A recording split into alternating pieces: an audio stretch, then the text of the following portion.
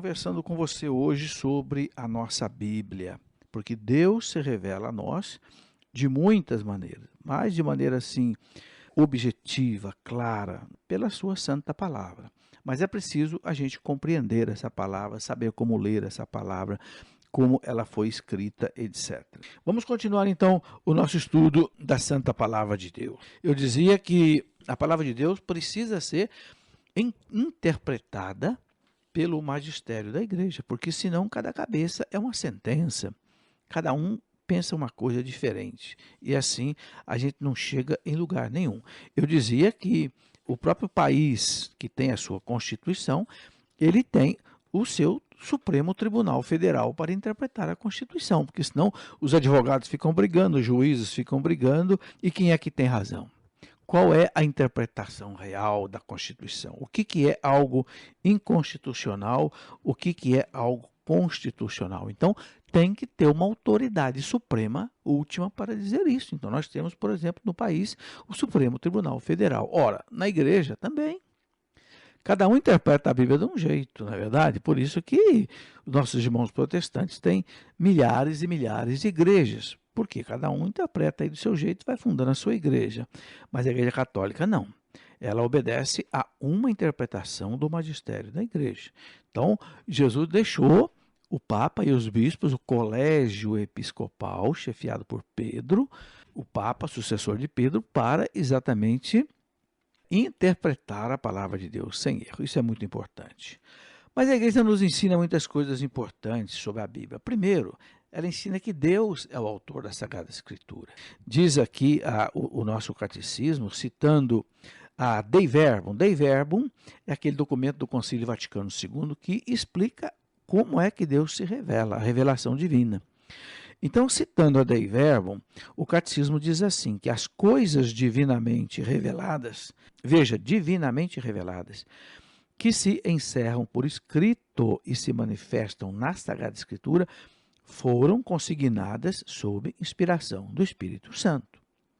A Santa Mãe Igreja, segundo a fé apostólica, tem como sagrados e canônicos os livros completos, tanto do Antigo Testamento como do Novo Testamento, com todas as suas partes, porque foram escritos sob a inspiração do Espírito Santo. Eles têm Deus como autor, veja bem, e nesta sua qualidade foram confiados à própria igreja, Então, a igreja não tem dúvida que a palavra de Deus foi escrita pelo próprio Deus. Agora precisa entender como. Deus escreveu através de homens, usando esses homens dentro da sua realidade de vida, dentro da sua cultura, dentro da sua maneira de escrever, dentro da sua língua. Então, a única coisa que o Espírito Santo fez foi iluminar a inteligência desses homens que escreveram, de modo que eles escrevessem aquilo que Deus queria revelar. Mas eles escreveram do jeito que eles sabiam escrever. Muitos deles eram pessoas simples. Então escreveram com aquela literatura simples que eles tinham. Alguns usavam parábolas, outros usavam metáforas, outros usavam prosa, outros usavam versos, outros usavam narrativas. Mas o importante é que aí dentro dessa roupagem humana, literária, Deus colocou uma verdade religiosa.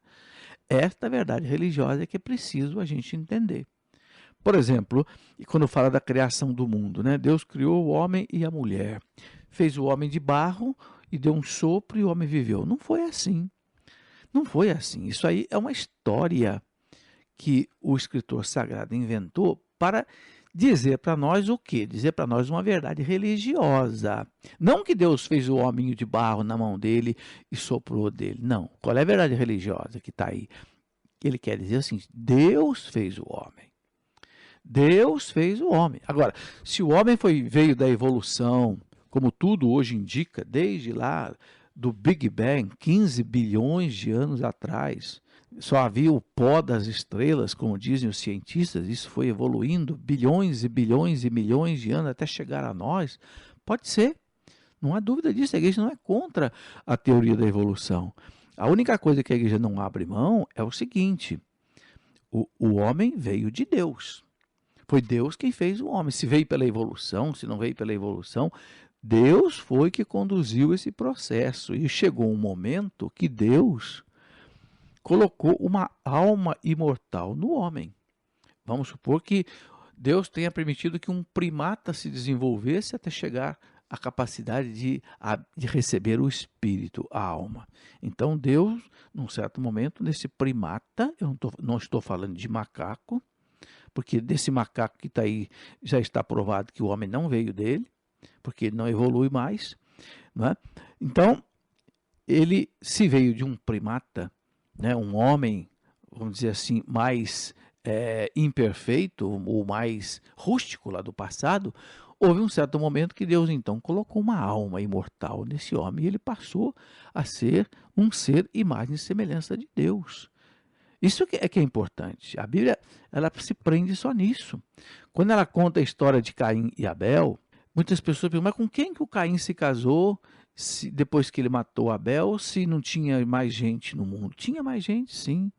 A história de Caim e Abel é uma história que o escritor sagrado contou para dizer o quê?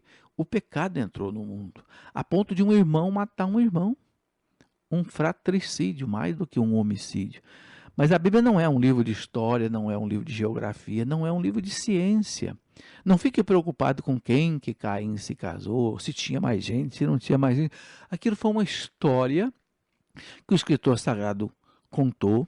Talvez ele conhecesse lá no meio dele alguém chamado Caim, muito mal, que tenha matado alguém, um irmão. Ele contou essa história.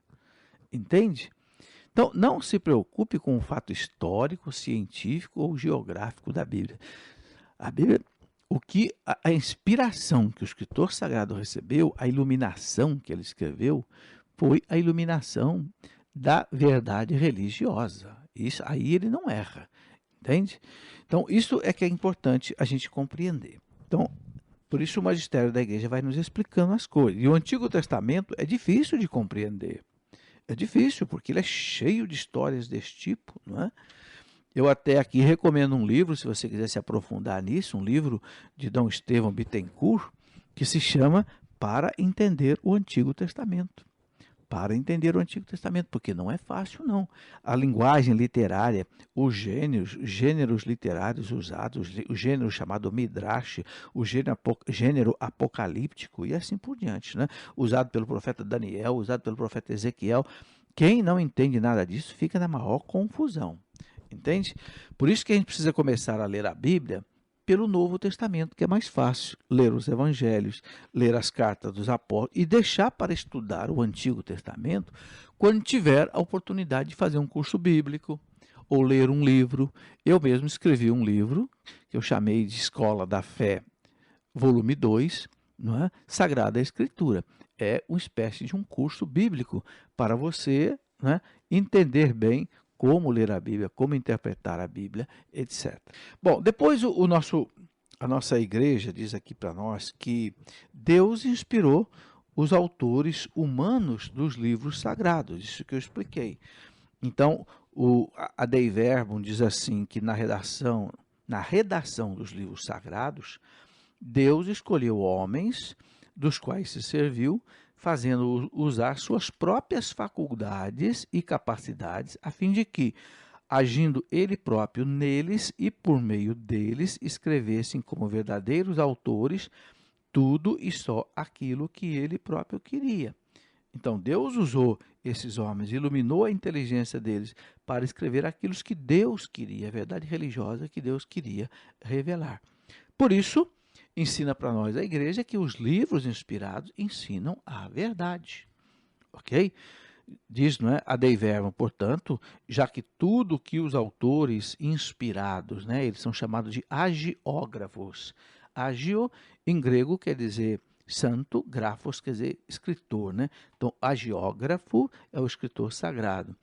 Então, tudo que os autores inspirados afirmam deve ser tido como afirmado pelo Espírito Santo.